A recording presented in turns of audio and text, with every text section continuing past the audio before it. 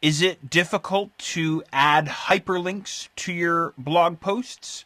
No, actually it's very, very easy stuff. All you need is the full URL to the website or to the web page or to the blog post that you'd like to connect up to. Now, usually what I do to make sure that I have the full address is I'll open up a new browser tab. Here inside Firefox on the Mac, I just hit Command T, or you could hit Control T if you're running Firefox on the Windows side. Or if you're running a different browser, you can open up a new browsing tab inside that browser or a new browser window, and then simply navigate to that website and then grab the entire URL out of the address field. Or, of course, navigate to the specific web page or the specific blog post that you want to connect up to, link up to. Grab the whole URL out of the address field, select it all, copy it, and then what we'll do is we'll paste it into a dialog box back inside our blog post. Let's go and do that. I already have a link that I want to use. You can go and grab one right now if you want.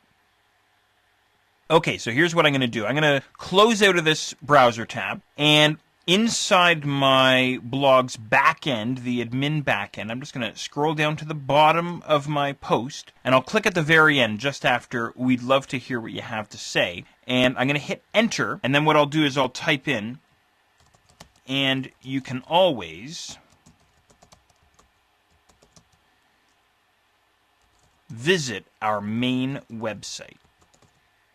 Okay, something like that. Now, what I'm going to do is I'm going to go ahead and select that text. So if you're following along here, simply select the text that you'd like to make clickable or linkable, and then up on the options bar we have our hyperlink button. He looks like a little chain link there. Insert or edit a link. Go ahead and click on that guy, and that'll bring you into this dialog box here, and in this link URL field, go ahead and paste your URL that you copied previously, right? Now, if you are following me along, here's one thing that I want you to watch out for. Don't click after the http://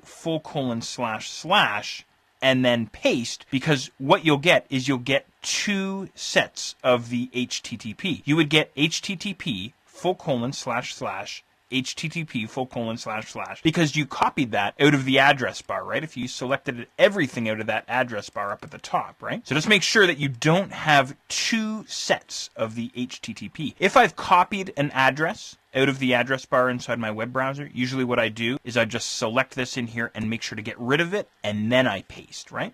That's the idea. I see that mistake happening all the time.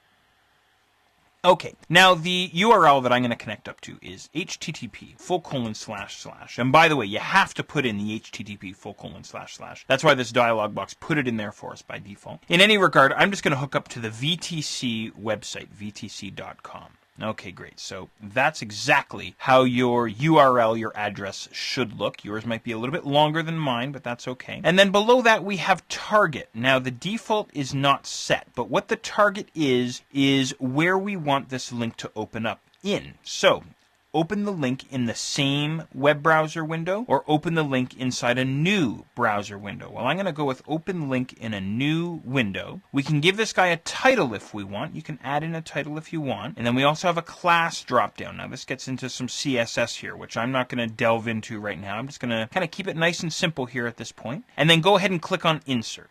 Okay, wonderful. Now there's our hyperlink inside our post. I'm sure you're anxious to try this out here. So what I'm going to do is I'm just going to collapse down my browser here a little bit. Let's make sure to save our draft. Whenever we make changes to our post, make sure you save your post by clicking on Save Draft.